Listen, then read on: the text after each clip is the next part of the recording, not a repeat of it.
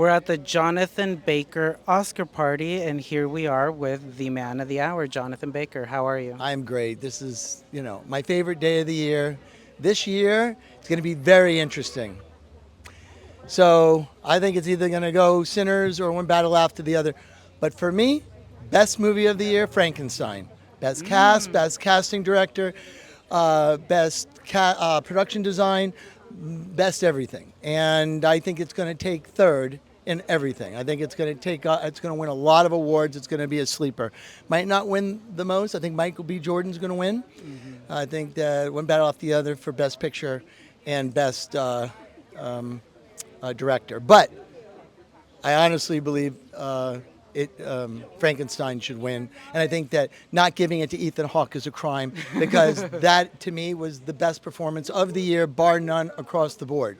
So it's interesting, My film just was delivered Friday, Fate. Fate. Yep. And it was just delivered. It's pretty magical. It's going to be unbelievable. It'll be in theaters either this summer or this fall. It's getting a lot of buzz. I'm very excited. And although it probably won't make it to the Oscars, I think a lot of people are going to see it. I think it's one of those movies that, a billion views. Yeah. Well, I'm super excited to watch it and hype it up. Oh, well, so it comes with a documentary called Standing on the Shoulders of Fate. So as that documentary tours the world with the film festivals, the film will be being released theatrically. So it's pretty amazing. Regarding Fate, I have a lot of interesting people in it.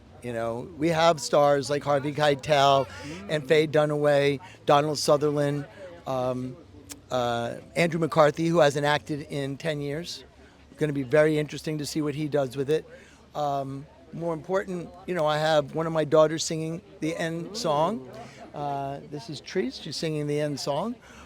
She's going to make her way over here. And then I have Sienna, who's actually in the movie. And she's in the movie with me. I think it's going to be a spectacular year for movies. Even though it looks dismal, you know what? That just leaves room for the independent film producer. And talking about the independent film, every time I get here, I have a mission, something to say that's really important, whether it was women and equal pay rights, or even this year, which is independent filmmaking. I don't believe that independent filmmaking is getting the credit it deserves, and I think that with all the conglomerates that are out there, the Netflix, the Warner Brothers, the Paramounts, we're kind of not allowing ourselves to be seen.